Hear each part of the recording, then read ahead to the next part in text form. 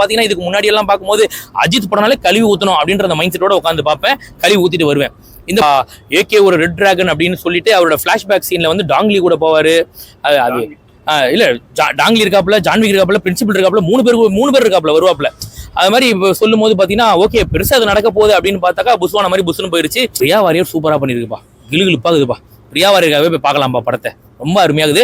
தமிழ் சினிமாவில் இன்னும் நிறைய படங்கள்ல பார்க்கலாம். அந்த மாதிரி இருக்கு பிரியா வாரியரோட அந்த கதாபாத்திரம். அப்படியே எனக்கு நெகட்டிவா சொல்றது இல்ல, படத்தை ஒரு கருத்து முரண்பாடுகள் இருக்கு. ஒரு சில சீன் வந்து கிரிஞ்சாக இருக்குது, எல்லாம் ஓகே. அதாவது பாத்தீங்கன்னா குட் பேட் அக்லி ஃபேன்ஸுக்கான ஒரு படம், ஓப்பனாக சொல்லணும்னா ஃபேன்ஸ்க்கான ஒரு படம், ஃபேன்ஸ் கொண்டாடக்கூடிய ஒரு படம். ஜென்ரல் ஆடியன்ஸ் வந்து public, general audience, family audience அவங்களுக்கு பிடிக்குமான்றது ஒரு கேள்வி. ஆனாலும் பார்த்தீங்கன்னா ஒரு வைபாக இருக்கும், அவ்வளோதானே தவிர நீங்கள் வந்து இந்த லாஜிக் பார்க்கறது, ஸ்டோரி வேணுன்றது, 10 ரீல்ஸ் பார்த்து அப்படியே ஜாலியாக இருக்கல, அந்த 10 ரீல்ஸ் ஒன்றா போட்டு ஒரு படமாக எடுத்துருக்காங்க.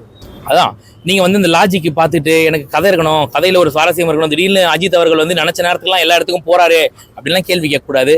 சும்மா அப்படி பார்த்தீங்கன்னா ஒரு 10 படத்தை தூக்கி ஒன்னா உள்ள வச்சு அப்படியே ரெஃபரன்ஸ், அதாவது ரெஃபரன்ஸ்ல படம் இல்லை, படத்துல தான் அது படத்துல ரெஃபரன்ஸ் இல்லை, ரெஃபரன்ஸ் தான் மொத்த படமே இருக்கு அப்படிங்கிற மாதிரி தான் படத்தை எடுத்து வச்சிருக்காங்க.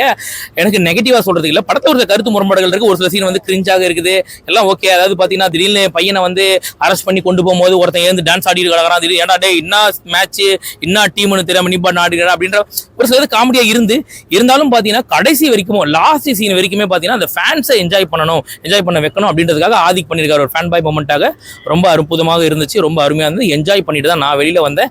நல்ல படமாக தான் இருந்துச்சு.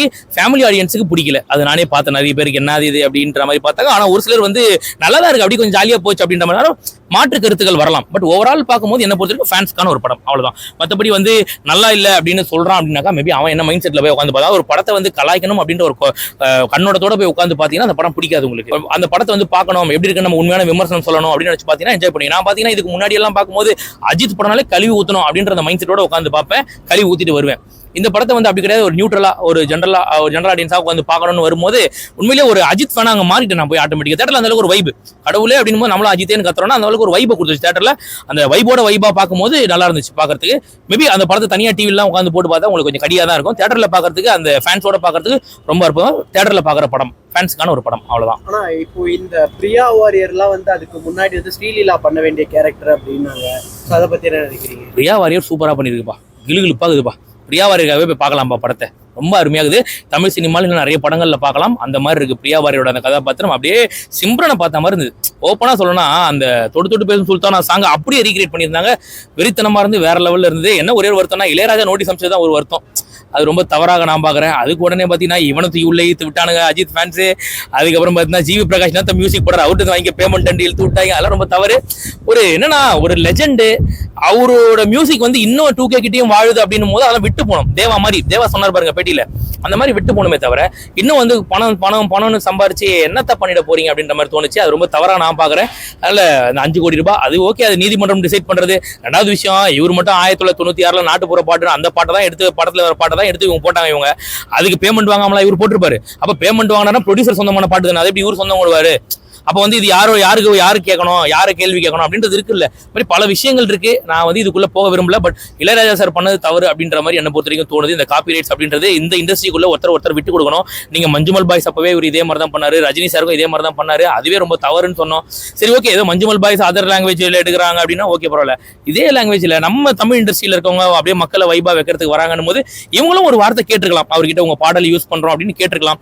ஆனா இவங்க தரப்புல சொல்றது என்னக்கா டவுன் பஸ் ஓடிட்டு இருக்குது, பசங்க வைபா போடுறானுங்க, அப்ப அதெல்லாம் உன்கிட்ட கேட்டா போடுறாங்க அப்படின்னு கேட்கறாங்க. ஓகே, பட் நான் என்ன சொல்றேன், அட்லாஸ்ட் இதுக்குள்ள நான் போக விரும்பல. இளையராஜா சார் பண்ணது தவறுன்ற மாதிரி தோணுது, வேற ஒண்ணுல. படத்தை பொறுத்த வரைக்கும் படம் சூப்பர். என்ன ரேட்டிங் நான் கொடுப்பீங்க? படத்துக்கு 10க்கு ஒரு 8 மார்க் தரலாம். அந்த மாதிரி ஒரு வைபா இருந்துச்சு. இப்போ இந்த பிரசன்னா கேரக்டர்லாம் வந்து நம்ம பார்க்கும்போதே நமக்கு செட் ஆகலைன்ற மாதிரி தோணுச்சு. அண்ட் இன்னும் ஒரு சில கேரக்டர்ஸ் ஏன்டா இருக்காங்க அப்படின்னு மாதிரி தோணுச்சு. அதை பத்தி உங்களுக்கு? உண்மைதான், நிறைய கேரக்டர் நீங்க பாத்தீங்கன்னா ஜாக்கி ஷெராஃபே எதுக்கு இருக்காரு அப்படின்றது தெரியல. படத்துல அவருக்கு ஒன்றும் பெரிய ரோல்லாம் கிடையாது. அதே மாதிரி அர்ஜுன் தாஸ் நல்லவரா கெட்டவரா, அவர் பயப்படுறாரா வீரனா அப்படின்ற ஒரு கன்ஃபியூசிங் ஸ்டாண்ட்லயே கடைசி வரைக்கும் வச்சிருந்தாப்ல. ஒரு நேரம் வரண்டா அப்படின்னு, ஒரு நேரம் வந்து அப்படியே பம்புவாப்ல, என்ன ஸ்டேட்ல இருக்காருன்னு தெரியாது. அந்த மாதிரி பல பேர் வந்து யோகி பாபு எதுக்கு வந்தாரு தெரியல, சும்மா ஒரு பில்டப் கொடுத்துட்டு போறதுக்கு வந்தாப்ல. அந்த மாதிரி படத்துல ஒரு பில்டப் தரலாம், 2 பில்டப் தரலாம். படம் பூரா பில்டப் கொடுக்கும்போது கொஞ்சம் கிடையாது, ஃபேன்ஸ் என்ஜாய் பண்ணுவாங்க. ஜென்ரல் ஆடியன்ஸ் என்ஜாய் பண்ண மாட்டாங்க. அதை கொஞ்சம் குறைச்சிருக்கலாம். ஒரு சில நெகட்டிவ்ஸ் இருக்கு. பட் நெகட்டிவ்ஸை வந்து ஓரமா வச்சு ஒரு படத்துல நெகட்டிவ் ரொம்ப அதிகமா இருந்துச்சுனாக்கா அது மட்டுமே கண்ணுக்கு தெரியும். அதை தாண்டி வைப் அதிகமா இருக்கவே என்ன ஆயிடுச்சுன்னா நெகட்டிவ் கொஞ்சம் டாமினேட் பண்ணி வைப் ஓகே பார்க்கலாம், தியேட்டர்ல பார்க்கலாம், அதுவும் அவங்க ஃபேன்ஸோட பார்த்தா பயங்கரமா இருக்கும் அப்படின்ற மாதிரி ஒரு ட்ரெண்ட் செட் பண்ணிடுச்சு. குட் பேட் அக்லி சூப்பர் பார்க்கலாம்.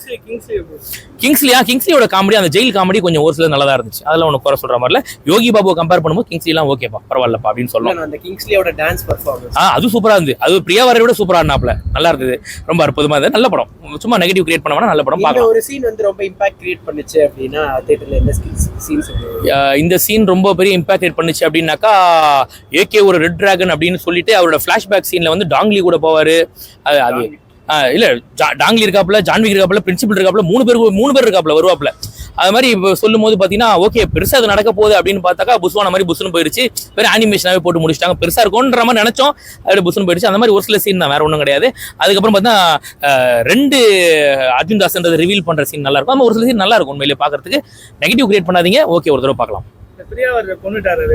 அது ரொம்ப கஷ்டம், அது ரொம்ப தவறு. இதை வந்து வன்மையா நான் கண்டிக்கிறேன். நான் அடுத்த ஆட்சி மாறிச்சு அப்படின்னாக்கா இந்த மாதிரிலாம் பண்ணக்கூடாதுன்னு சொல்லுவேன். வேமா பிரியா வாரியர் எப்படி நீங்க கொள்ளலாம்? நீங்க கிளுகிளுப்பா வச்சது அவங்க வந்ததுக்கு அப்புறம் தான் கொஞ்சம் எல்லாரும் அப்படியே கண்ணுங்கெல்லாம் தொடச்சிட்டு படம் பார்க்கறாங்க. அவங்கள கொள்றீங்கன்னாக்கா மனசாட்சி இல்லையா, மனிதநேயம் இல்லையா அவங்களுக்கு அப்படின்னு சொல்லிட்டு கேட்கணும். அவங்கள கேள்வி, அது ரொம்ப தவறு. பிரியா வாரியரை கொள்ளாதீங்க. இன்னும் தமிழ் சினிமால பல வாய்ப்புகள் கொடுங்க அவங்களுக்கு. அதுவும் ஸ்பெஷலா வந்து இந்த மாதிரி ரீக்ரியேட் பண்ற மாதிரி கொடுத்தீங்கன்னா பயங்கரமா இருக்கு. அதுவும் நாங்க பாட்டு லிஸ்ட் நாங்க தரோம், அந்த லிஸ்ட் எல்லாம் ரீக்ரியேட் பண்ண சொல்லுங்க. ரொம்ப அற்புதமா இருக்கு, அருமையா இருக்கு, நல்ல ஒரு படம் பாக்குறங்க. அதுவும் ஃபேன்ஸோட பாருங்க, தியேட்டர்ல பாருங்க அப்படின்னு சொல்லுவேன்.